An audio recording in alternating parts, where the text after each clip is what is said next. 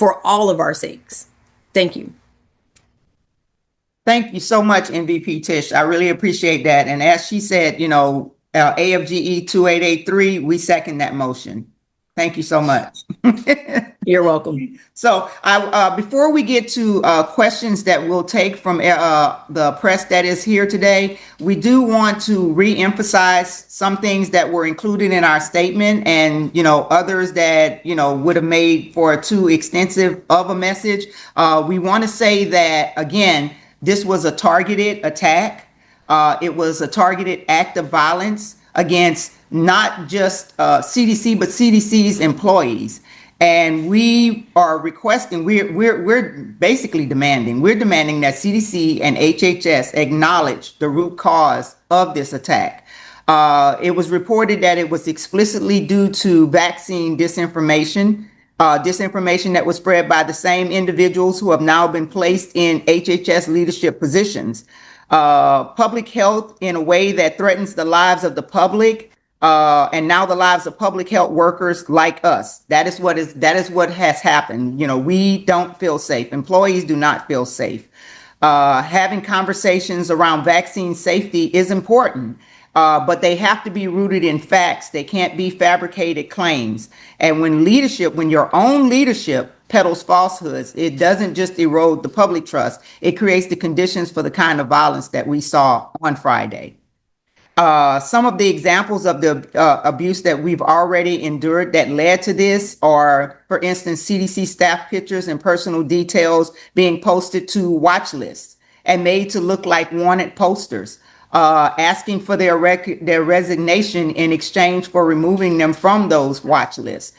These watch lists have led many CDC and federal employees to being threatened at their own homes. Another thing that we've had is federal workers who dedicate themselves to serving the public being subjected to intimidation, harassment, violence for doing their jobs, the work that helps protect everyone. CDC scientists have been defamed as malicious, untrustworthy villains and shields for promoting vaccines against and treatments for deadly disease. So public health workers and vaccine experts in particular have had to get used to receiving death threats. This is not normal. Entire fields of public health, including occupational safety and violence prevention, have been devastated by Secretary Kennedy, who laid off thousands of these workers. So some of our demands are, we've issued a survey to our union members and workers with multiple demands. And we do look forward to working with CDC to keep the workforce safe. So some of the demands we have is, as MVP Tish said, a demand for a seat at the table for reshaping the safety and security at CDC, and labor union representatives being present and represented in the safety task force and the decision making at CDC is of value to everyone. Because the one thing that the union has over the agency is that we are the eyes and the ears, because we are the people that keep CDC moving, keep CDC working. Without us there, everything that they do is going to be out of touch. It's not going to be from the perspective of benefiting the public or the interest of the employees. So things like emergency alerts, physical safety and security, emergency planning, evacuation procedures all require staff input to correct what went wrong last week. And while it's been many months of the agency ignoring union-related communications and requests, we are hopeful that this crisis is a clear and urgent realization that we need to work together. The safety of our workforce depends on what we do from here. Workers need additional mental health and trauma recovery support. Our employee assistance program has been experiencing longer than usual wait times for months due to the abuse that we have already endured. So we need substantive additional resources. And workers need flexibility before returning to the office. Our workforce, it can't be expected to sit beside bullet holes or return to physical campuses that are not secure. Violence prevention experts are another thing. They need to be able to return to their jobs. Funding must be released, and these programs need to continue to prevent future violence. Providing additional security measures until safety concerns are fully addressed. We demand that HHS and CDC issue public statements correctly attributing this attack to the same movements that villainize and politicize public health workers. Okay. And Congress as well. Congress plays an important role because Congress has the power to condemn the attack and the rhetoric that politicizes public health workers. And we thank the Congress people who have already responded, including Senators Ossoff and Warnock and Representative Nikema Williams. And I think right here, I'm going to pause. And because I know that a lot of you have questions for us today, so I'm not going to take up the time just, running my mouth. I'm going to give you all an opportunity to ask questions that you may have. The one thing I will ask you, though, is if you will raise your hand and then state for the record your name and the news agency that you represent. And Reese, if I can get you to call them in order, that would be helpful. Okay, first we have Skylar H. Hey there, this is Skylar Henry with CBS News. My question's for the group. First off, thank you all so much for having this press conference. Based off of some of the demands that you all have made reference to, can you describe what currently exists as it relates to resources, both from a physical and also, as it relates to mental health and the like, and what you all want to see improve? Well, we have provided resources for our members, and today the agency also shared some resources, and we will make sure that those resources are disseminated, widely, because there are a lot of employees that are on paid administrative leave that may not be receiving a lot of the information that's coming out of the agency. So we have those resources, and if you would like us to share that with you, we can share that with you all after the meeting, as long as we have your information. So if you want to put that into the chat, they'll collect your information and we'll make sure that you get it. And I just wanted to add that the resources, they did not come from the agency that quickly over the weekend. Our union has those violence prevention experts, including me, were riffed. And so we are no longer at the agency. They cannot tap us for the help in providing these resources yet. But I'm here as a volunteer with AFGE, and we were able to gather, consolidate, and also reach out to our networks and have mass violence prevention trauma experts to come. They're coming on Tuesday, and we've coordinated all that. But I don't know, the robustness of the agency's response I think it's just trickling in. I'm sure they will be doing things. Just it has been slower because we're gone. Yeah. And as V said, we are having a clinical psychologist that specializes in shootings and the aftermath, the trauma, that will be available to employees tomorrow at 12. Thank you. Okay, next we have Eric Mock. Hi there. Yes, Eric Mock here with Fox 5 News here in Atlanta. I just two things. So first off, I just like to hear, because you're checking in with CDC employees, right? I'm assuming you're hearing from them as leadership. What are they telling you about that experience yesterday, how they're doing now, and when they would ever feel ready to return back to that building that still has bullet holes on the side? A lot of employees are pretty much telling us the same thing, that they do not feel safe, that they do not feel safe enough to return to the office. They especially are not looking forward to returning to an office where there's still, either boarded up windows or bullet holes in windows. And I mean, we have to also consider that some of those bullets actually entered the building. So it's not just where it was outside surface damage. There was damage to the interior as well. So a lot of these employees, I mean, they're traumatized. It's not every day they wake up to get shot at. So this is something that is going to take them a while to process. And that is why we are making the demands that we are, is because we've heard what those employees have had to say. Sorry, quick follow-up. Has CDC said how long they're letting workers be flexible and work remotely?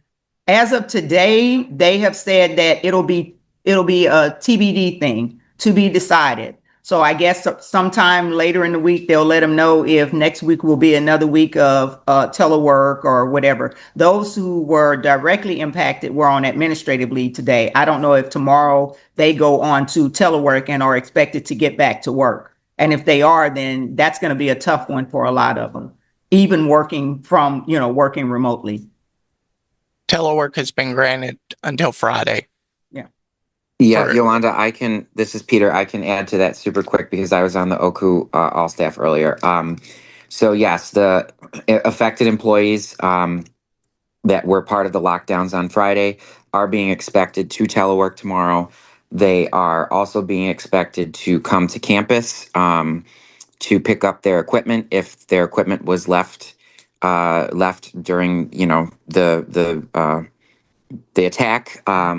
And so they have given them a window of time tomorrow to go to campus to pick up their computers and their other equipment. Thanks, Peter. And you'll hear my team, they'll come on because we've all been in the paint on this. Everybody has pitched in and a lot of us have different areas of expertise. So some questions, they'll jump in and they'll respond to them for you. Okay. Reese? Okay, and that was Eric. Eric, you were with, I don't know if this is important, Yolanda. I asked y'all in the chat. Do you want us to for the reporters to identify who they are with? I said I was with Fox 5. Yes. Yeah, I said that at the Okay. beginning. Yeah. Yes. Okay, Eric 'cause did. Okay, okay, so the next person is Alani. Hi, it's Alani Latang here with Atlanta News First. I have two questions, but I'll ask one to start with. As we're learning more about the suspected gunman, Patrick White, some of the 911 calls that were made to his home over the past year, including suicide attempts and welfare checks, what's your response as we start to learn these facts about the suspected shooter and this tragedy that took place on Friday? I don't think that this was isolated to this one person. A lot of times, especially when a person is dealing with some type of issues or they're easily impressed, they're really impressionable. If they get caught up in what we would consider the wrong circles, that influence there can, turn into what we saw Friday. So I think that it was a combination of what is out there in the media, which already, like I said, villainizes federal employees, and that coming from our administration. When you see those, it's almost like a ticket. It's a ticket to madness. Like, this is a whole, these are vulnerable populations. And when people are upset about something, a lot of times, instead of them punching up where the problem is, they punch down and they go to the people who they think that are easier targets. And CDC employees to this person obviously was an easier target than punching up at the government and all of those people who were responsible for a lot of the information that this person feels was was disinformation. Including people like the head of OPM, Russell Vought, who specifically has said that he wants federal workers traumatized. But I also wanted to add to that is that it really gives, it really emphasizes the importance of violence prevention from every aspect. Funding for ACEs, the adverse childhood experiences, funding for community violence, gun violence, all of that has been stopped. All of the Division of Violence Prevention at CDC has been riffed and terminated. And if we are not funding, if we're not releasing this funding to communities, and in fact, this fiscal year 2025, that funding is frozen. And if they don't release it in the next couple months, they won't receive that funding that's directly saving people's lives. And just, it's so important. Like, we have so many examples in our communities at the federal level, at the state level. There are reasons why funding and this expertise is so important to keep.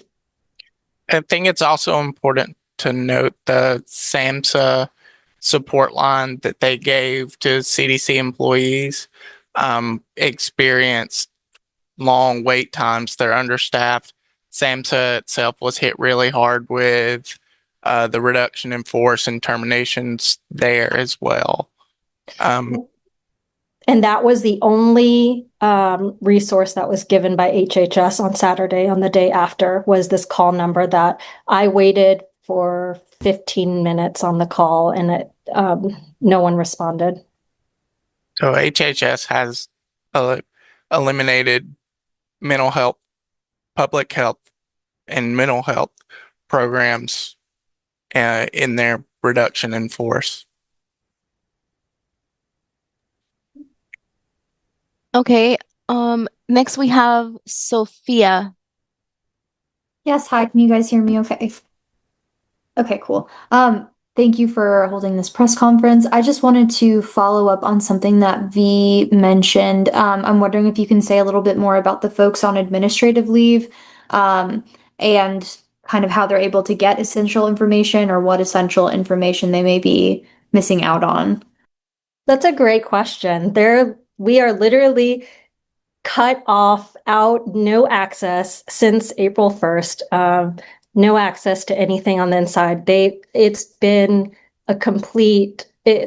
such a terrible experience. Even things, our separation information, our termination information, our personnel information, it got sent to our CDC inboxes and not our personal emails, even though they cut off access. We have gotten very, very minimal, or they hold an all hands for those who were terminated for HR related things, but they sent it to our CDC inboxes, or they give us 1 day notice.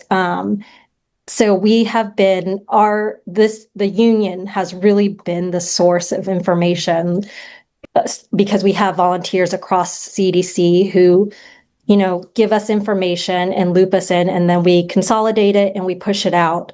We've really, since February this year, our union has exploded in membership, and the need for it has been immense. And we've really risen to the occasion and have been able to push a lot of the information out. But we are not the agency. We only have so much information that if they're not giving it to the employees inside, we're just scrambling to try to figure it out. Sometimes we have to ask our congressional representatives to ask HHS, which has ended up being ignored. We've had to escalate through so many different ways.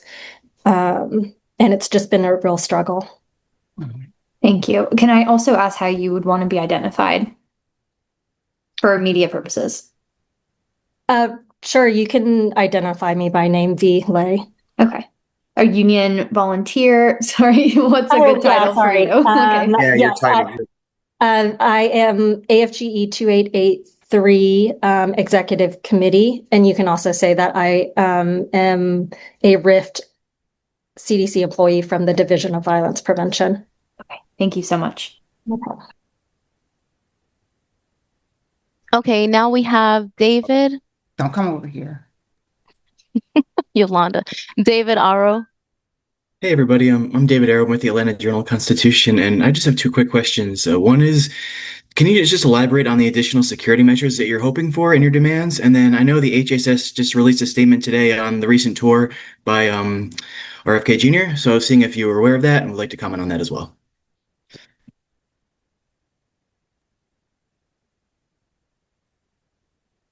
David, please forgive me. I had a slight interruption. My grandson is here today, and he's not doing well with meetings.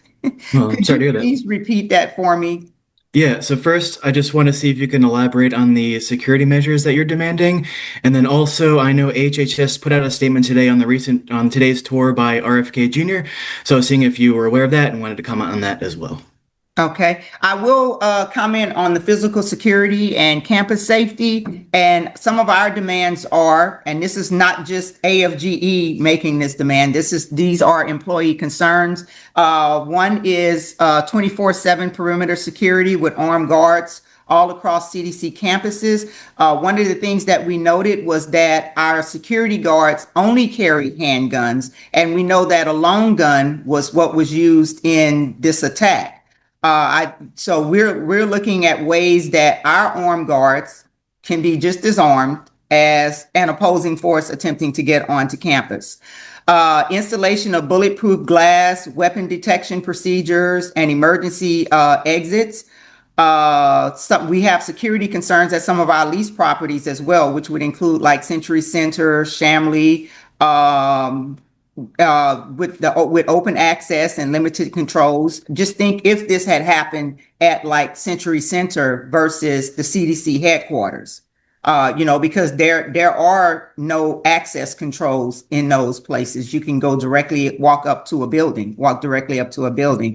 We're also going to be requesting more extensive evacuation planning for vulnerable staff, the disabled, pregnant, people with other reasonable accommodation concerns, advocacy for uniform exemptions for like the Commission Corps at non-secure sites to reduce visibility at federal targets, because Commission Corps that are returning to the office have been requested to return in uniform, and they've been told that the only alternative for them is to have on civilian clothes and then put on their uniforms once they're in the building. So, there's this extra measure being, put in place like that. But those are just some of the things we are looking at as far as physical security goes. Also, if we look at the alert system, Emory sent out their alert, I think almost 30 minutes prior to CDC sending out any alert.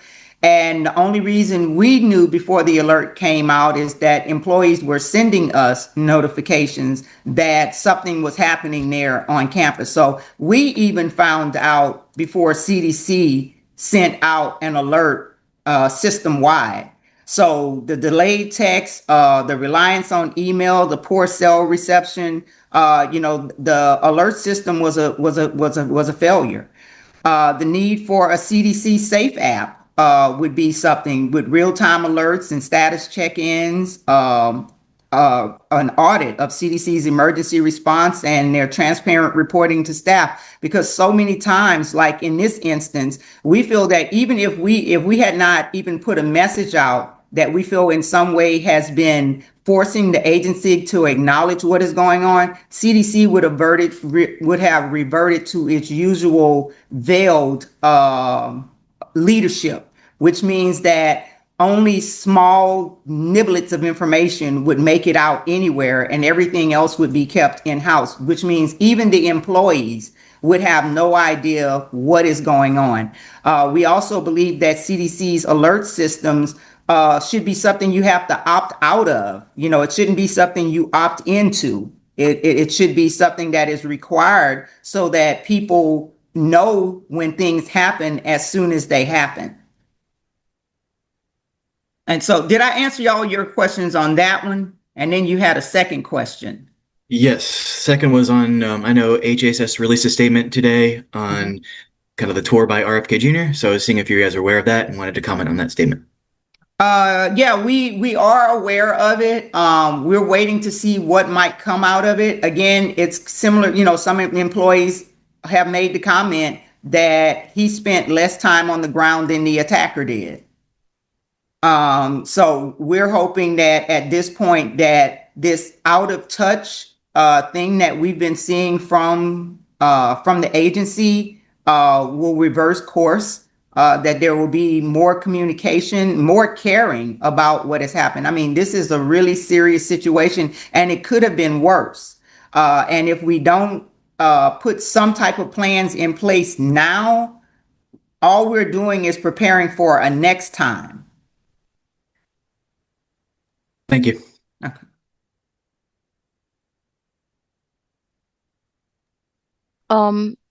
Peter, Yolanda, did you want to mention something about the messaging that he used containing, like, they copied and pasted like from our information? Yeah, somebody said. Yeah, some of the rumors we've heard is that some of the messaging that we put out had been placed into ChatGPT, especially since the message that was sent out by the Secretary Kennedy had the Union closing salutation that we always use, and that's in solidarity. I mean, even the T-shirt I have on right now says in solidarity. Of course, rumor, that's our humor for today. If they did, though, again, that speaks to leadership being totally out of touch. The fact that you can't formulate a message when your employees have been impacted in the way in which they have. Okay, and then we have Brandy. You're on mute. Hey there, Brandy Zadrozny from MSNBC. I just wanted to ask about, we were talking about, HH's leadership and sort of the tone deafness, but not necessarily about, his very real role in leading some of this vilification and creating the narratives of, the CDC is full of fascists and baby killers and all of the stuff that he has fomented for years and years. I guess the question is like, what could he possibly do that's within the realm of possibility that could make people that work inside the CDC feel safe when you take into consideration all that he's done to lead us up to this moment? Well, I think for one, he could actually care about the work that is coming out of CDC and actually review it with not so much the antagonistic approach that has been taken. And he should also understand that if you are he's basically our boss.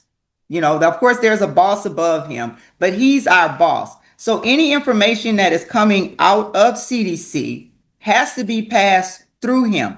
And now I know he said don't come to him for medical advice, but in his position, he has oversight over CDC. So if the messaging that is coming out of CDC is not messaging that he finds agreeable, at what point does he come to the agency and actually review that work line by line and check the science, verify the science? And V, I think you had something to add to that. So I'm going to let V speak because I think she had something to add to that line of questioning. Yeah, and I think this is a really difficult question because we ask ourselves what can he possibly do as well, because it's been so harsh and the vilification has been so obvious and public, and it has incited so many other people. And I think that I'm not sure for all employees that they'll ever feel safe.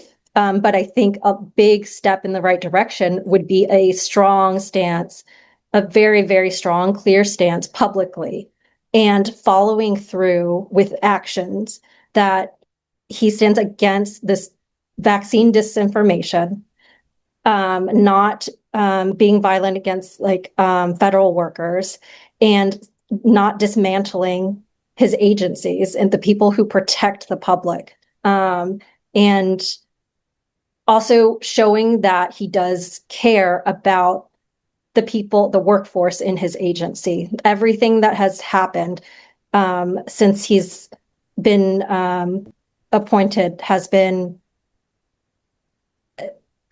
not shown that. And John, do you want to take over? Well, I'll just say, if you go back to his initial speech that he gave at HHS, he acknowledged, he said, I come in with preconceived notions, but I promise to keep an open mind.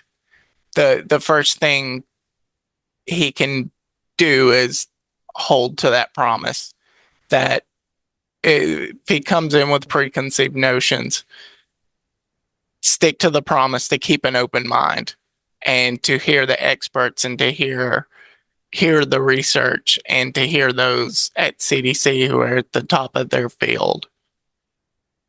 And CDC is the crown jewel for public health in the world. We have those experts. And you don't have to make up AI generated citations. We're here. We can help. Okay, and then we have Michael.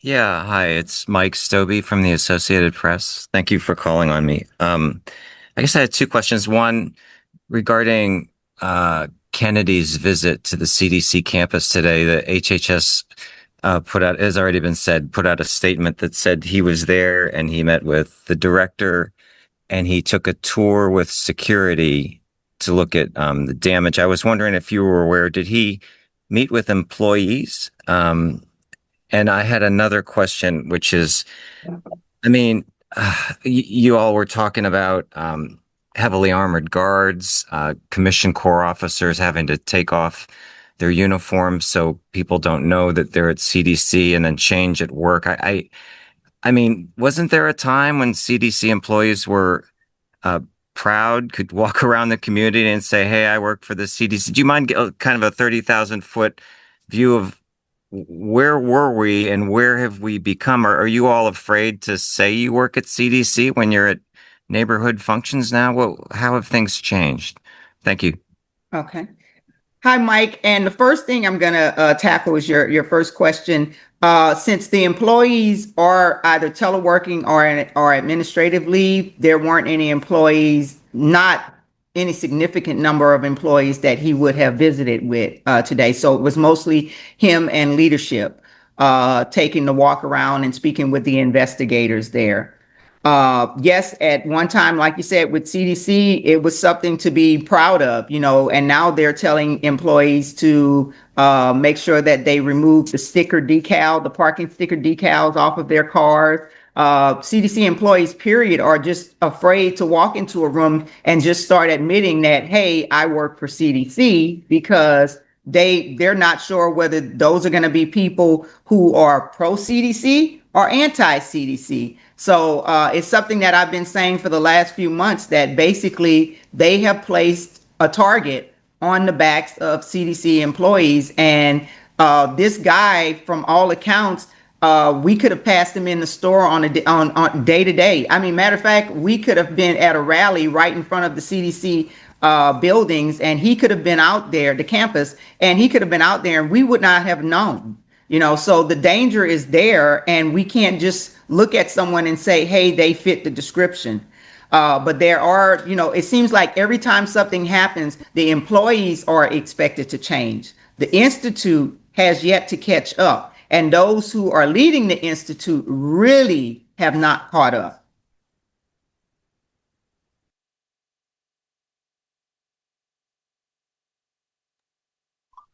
Okay, next. Wait, Yolanda, you're muted. Okay. Oh, I was saying, Mike, did you have any more questions, or did that answer your question? No, it did. Thank you. Okay. Okay, and then we have Eric.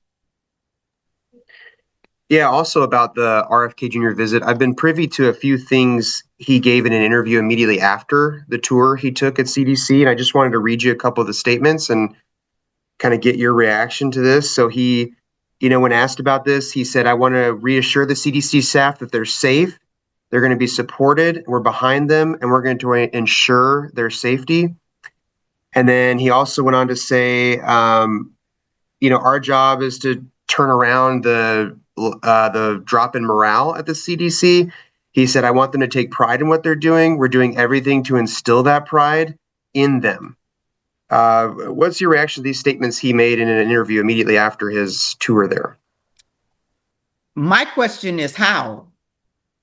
How is, because so many times, like I said, CDC has this veil of secrecy. It's always been the CDC way, but when it's things like this, tragedies, that happen, these types of incidents, that is the worst thing you can have, is that veil of silence, where the only people who know what changes are going to be made are the ones who are directly involved in it. And then again, like I said, the employees have to jump in line and just, follow whatever directives there are, if there's any true transparency around it. So my question to them is how? How do they plan to do that? And how will that be communicated to the staff, if at all? Because so often it's not.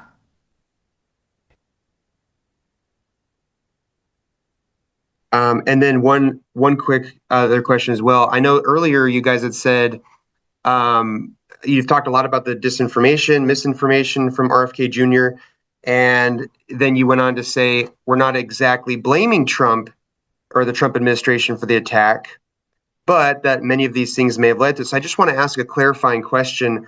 Are you laying the blame for this attack at the feet of President Trump, RFK Jr., others like that? Or how much do you think this has influenced potentially this attack?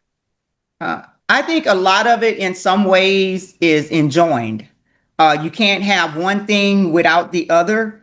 And when you have, like I said, those who are leading the country speak out in ways that vilify and sully the reputations of its own people, because we fall under the executive branch, which is how they were able to strip collective bargaining rights from the unions. And so when you've got people in power that are telling everyone that you deserve what you get, that's the cocktail, like I said. And then you have other people who run with sound bites. They don't have any extensive knowledge. They've not done any research, and they'll be out there and people will take their word. We see it around social media all the time. People will put things out there and other people will take it and run with it, and they have not done not one bit of research. It'll be completely made up and they run with it. And that's what happens. We get people like this who they've eaten, or however you want to see it, they've taken in so much bad information and it builds up and it causes a mental break, and then other people suffer for it. So I think that the responsibility is shared in a lot of different places. There are a lot of people that are responsible for what happened on Friday. And Yolanda, this is Peter again. Can I just quickly add to that, to your point and to Eric's? For the press that is here, just go on social media and take a look at, for example, the new CDC director, Dr. Menarez, released a statement about the shooting over the weekend, and just the filth on social media that is people are commenting on those posts, that CDC deserved this, the employees deserved this, just stuff like that. It has gotten spun up into a frenzy, and it's unacceptable. Yeah. And then to add insult to injury, you can go out there and you can see so much on what happened to Officer Rose. You can see what happened with the CDC attacks, but there's not as much information on the actual culprit. And I have yet to find one photo, but we're plastering the photo of a deceased officer all over, everywhere we look, but there's not one. So even in death, it's almost like he gets a pass for his behavior. We also don't want to give him credit either in that way. But I also wanted to mention that the other thing, it's the vilification, it's the disinformation, the vaccine disinformation, and general science disinformation, and the administration also not condemning things like the watch list that the Heritage Foundation put together.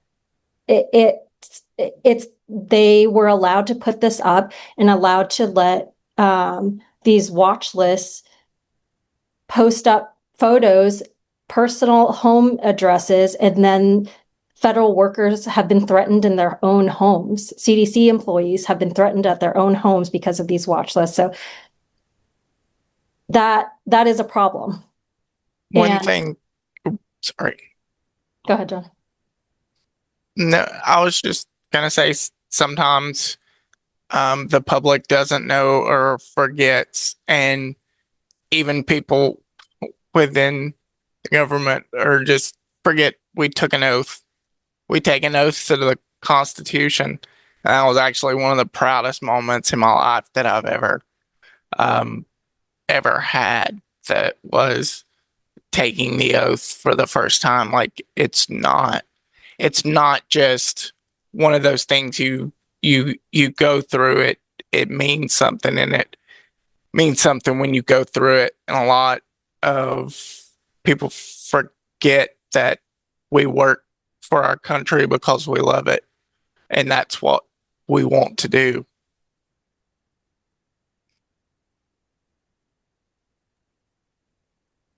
Okay. Then we have, who was that? That was just Alani. That was your question, right? Or was that because somebody didn't lower their hand, I think. The next person up was Alani. You're on mute. Sorry. You're on mute. I think she said move forward, but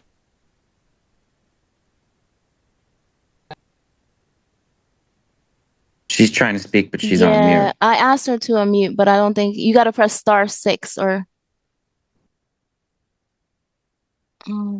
While Alani's waiting, did Brandy already go? Brandy. I did go, but I have one more really short question, and it's if I can. Yes. Okay, great. It's just, is anyone calling for RFK to resign because of his contribution to this sort of climate that caused this targeting?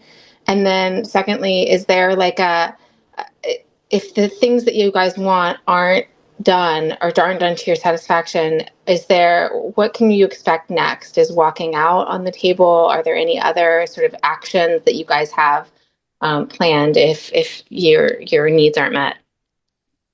At this point, many employees are already walking out, and a lot of employees began walking out before this actual attack because, like I said, we've been being attacked since January 20th. And, people can only take so much. So there's people who have taken deferred resignation. They've retired. They just flat out resigned and, sought new employment or whatever. So we're already losing people. And as one of those RIF people, I think you see the value in what she brings to the whole equation. So you're losing a lot of people like V that know what they're doing. They're experts in their field. And I would much rather see them stay. And, I'm not asking Secretary Kennedy to resign, but I would much rather see, I think that what they have to offer is a lot more valuable. And I'll leave that at that. Just to be clear, we're talking about walking out as resigning and leaving the agency. Yes. Federal employees. Not as a strike. Yeah, they can't strike, and so. Okay, I don't know. A lot of options is one thing. We have to depend. We have been brought up in the system that has hierarchy and rules and processes, and those processes have now broken down, and there's no access to how do we fix this. It's nothing is normal. Everything is dismantled, and so it's really hard to function and find solutions in this environment. Mm-hmm. I was gonna say, I don't know if Alani, I'd sort of had promoted you to a co-host to see if that would prompt your unmute, but I'm not sure. Maybe it's because you're recording. Yeah, I was gonna say just try to drop and rejoin. Just leave the meeting and come back. And if not, then we have Jess. Jess was next. Oh, hey. So sorry about that. Hi, this is Jess. Just wanted to bring up RFK Jr.'s current acting chief of staff is Matthew Buckham, who was involved with the group that founded the DEI watch list website that has targeted HHS employees. Is that someone you think Kennedy should fire? Thanks. I'm with Inside Health Policy. If we were working in an environment where people actually followed the rules and the hierarchy and, laws and regulations that were in place, I don't think that person would be employed with the federal government. But we are not in that posture. That's not the posture we're in. Everything that we say is not legal, they are showing us it doesn't matter whether it's legal or not. This is what we're going to do. Anything that breaches integrity, it doesn't matter how we feel about it. That's what's happening. So if it was you and I, if it was you, Jess, you would probably say that, yeah, this person can't work for the federal government. I would probably say that, but we're not Secretary Kennedy. Thank you.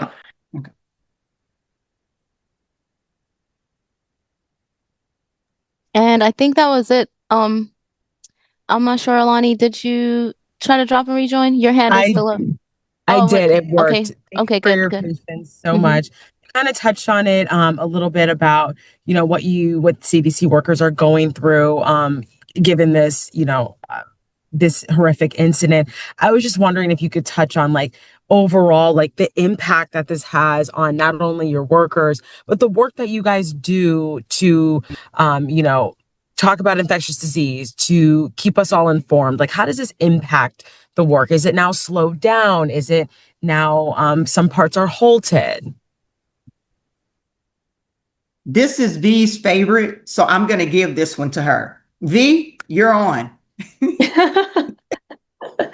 I think some of the other executive committees is on too, and I think some of you others can really talk about like the infectious disease and the vaccine, the other areas of the agency. So I'm going to give a second for someone else to come on. Is Katie on? Should be. I think Katie's here. Yeah, I'm on, but I was in the Office of Health Equity. I wasn't an NCRID. Okay. Okay, well, the work has definitely slowed down across the agency everywhere. We've had so many since January 20th with executive orders, with probationary firings, with RIFs, with funding processes being halted and frozen right now. Been frozen different times. There's been not any clear understanding of what upcoming funding is going to be available. Recipients are every month they have to justify. Now it used to be that they get their lump sum at the beginning of the year. Now they have to justify every month, and it comes in increments. And right now in the injury center, there's funding that is frozen, that if they're not released in the next 2 months, it's going to be lost. It's going to go right back, and it does not go to the communities. And especially like the violence prevention funding lines, the violence prevention work in communities, they're not going to get that. And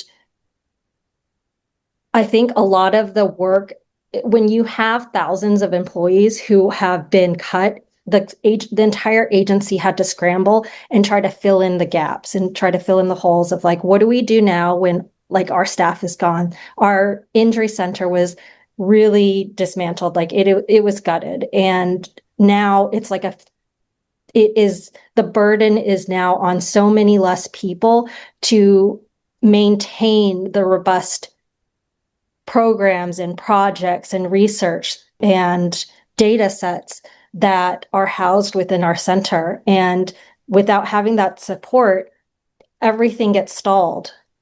We also have to, there's also these new approval systems that are in place that make it really hard for scientists to get their work out, for communications, for health communicators to get information out, translated. They're the experts who translate the science that the scientists do to the public, and they can't do that effectively anymore, or sometimes not at all, because of the bottleneck of approvals at the political appointee level.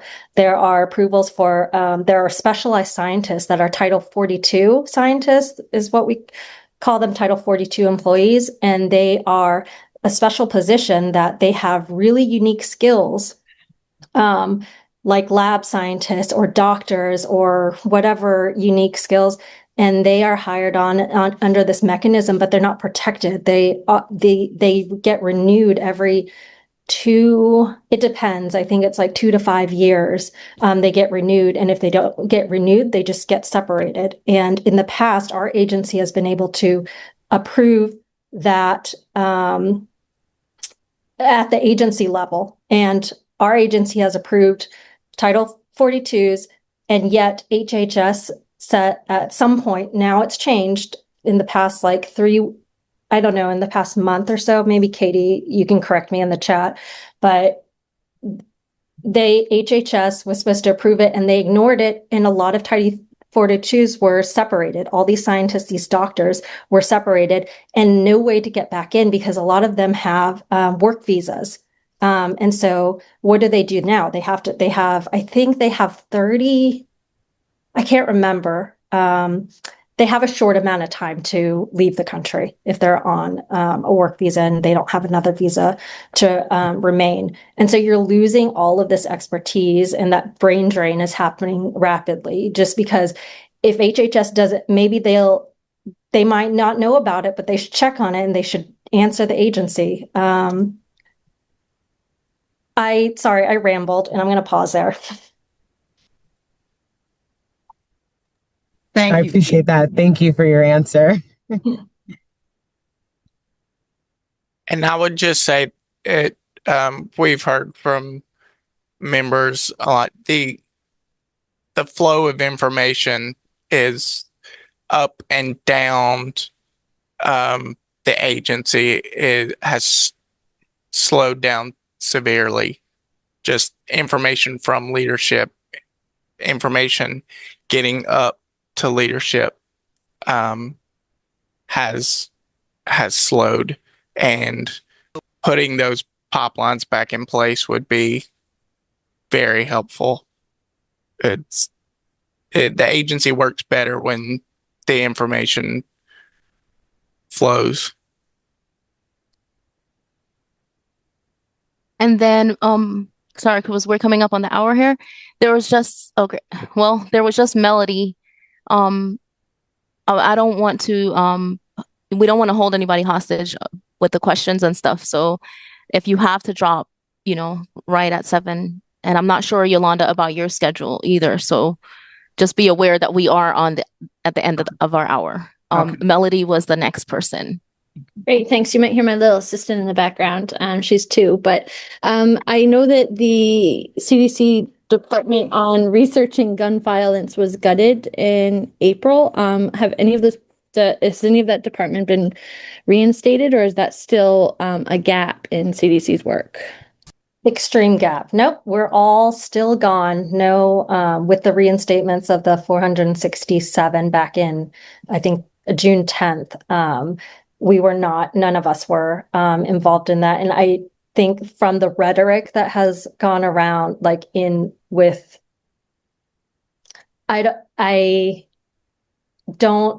we have not felt like that would be an option, or that we would be reinstated based on the types of funding cuts and the funding pauses and kind of the executive orders that have come out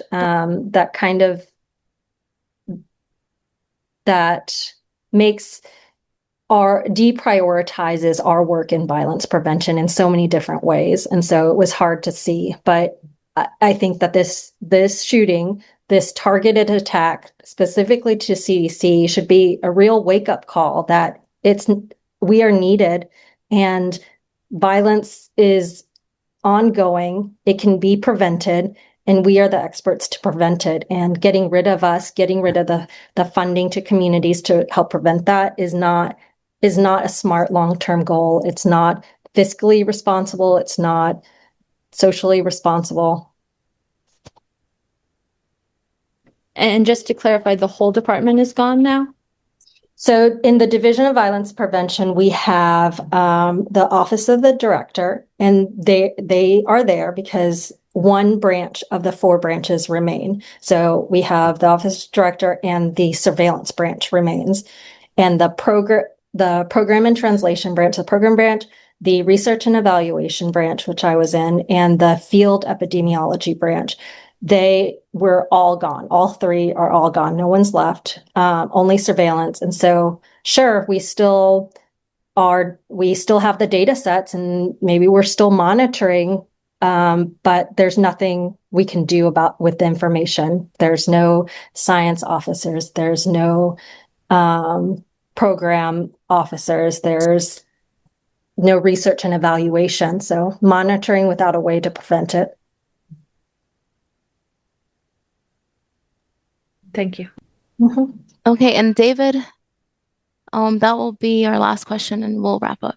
Yes, can you just reiterate your demands one more time, and then what happens if those demands are not met? Okay, let me go back. Our first one was demanding a seat at the table for reshaping safety and security at CDC. That's us being present as they work through forming any safety task force and any decision making, especially since, again, like I said, we'll be bringing with us employee concerns. So that way, that communication gap that's usually there, we're hoping to not have it be something that impedes establishing security measures that could help to prevent an attack like this in the future. And that would include taking looks at the emergency alerts, the physical safety and security, any emergency planning and evacuation procedures, having input into that.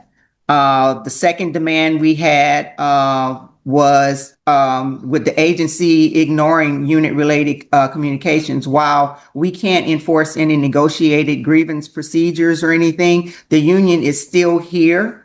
We still have a federal right to have members and to to act as a union. So whether we have a negotiated grievance there or not, considering how many people have told us through their dues paying that they support the unions and they appreciate the work that we do, that should be enough for the administration to see the opportunity to actually speak the language that our employees are needing right now, the safety and security that the employees are needing. So us working together could really help close that communication gap between the agency and its employees.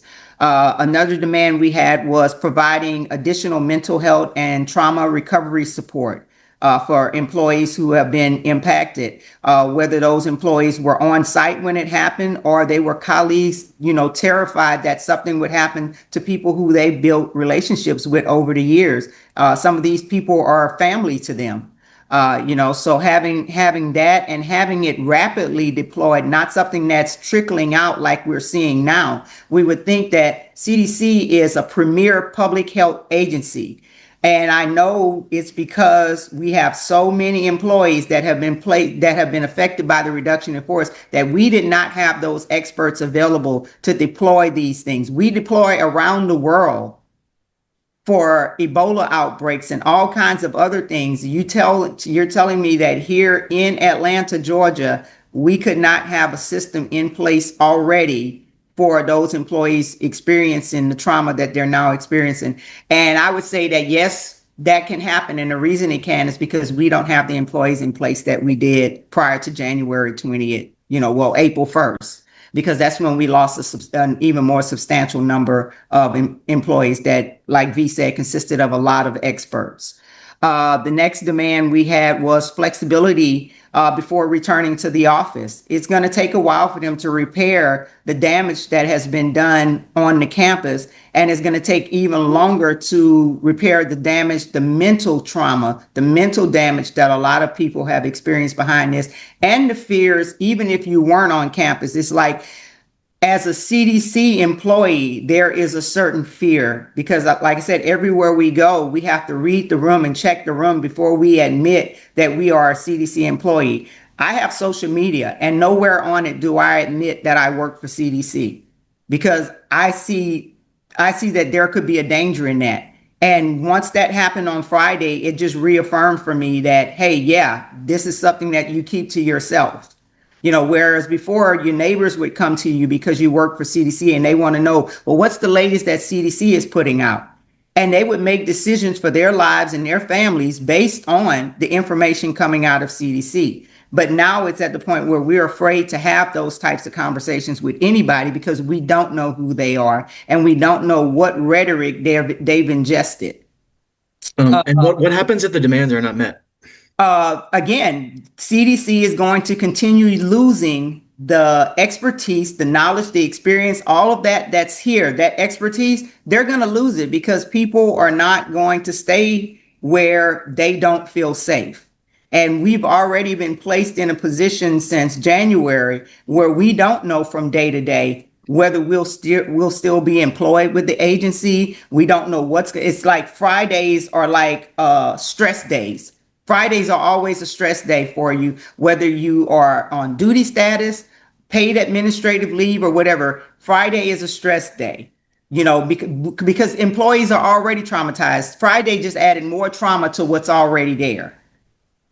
So people can only take so much before they start to do what we're already seeing, the mass exodus. So we're at the point really when the government talks about all the people that they wanted to, traumatize to the point that they would quit.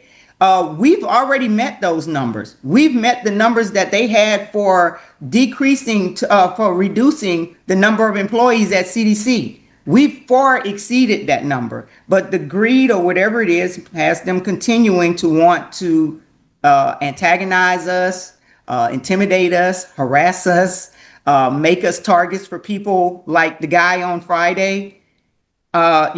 Our only alternative, like I said, because as federal employees, if you strike, you're automatically that's grounds for automatic termination. So the only thing that a person can do is pretty much is leave, or become a shell of themselves and not really as committed to the mission because they can't concentrate on the mission. Do we want that? Do we want people who can't concentrate on their mission because they're so traumatized? And there also are, I think a lot of people are just, they're traumatized, but they refuse to let that stop them from helping, like doing their public service. Like these are people who went into CDC. This was their dream. They're people who are service focused people. And so they're working through it anyways, but being put on all these blockades and like they can't get funding to their recipients. They can't get their research published. They can't push information out to the public. With all of that, that's harming, like, while yes, we are being harmed clearly in so many ways, this is just harming the public at large. And that is a huge problem. Mm-hmm. And the demands that we spoke of earlier, when you all send through the requests, if you wanted that, we can include that as well.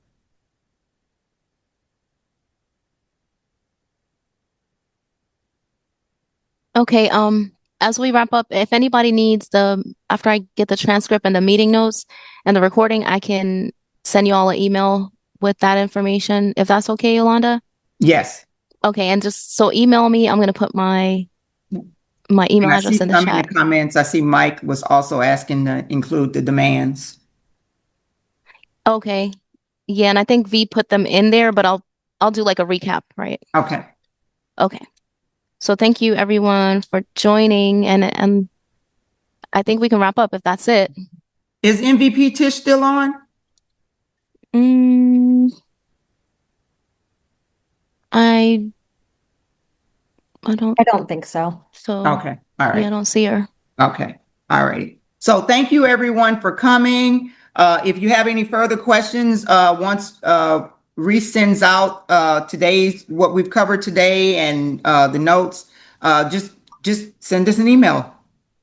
Yeah, I put my email address in the chat. If you can just ping me and I'll reply. And thank you all for coming too. We appreciated having you. Thanks you, everyone. Thanks. Have a good. Bye-bye. Bye. Record.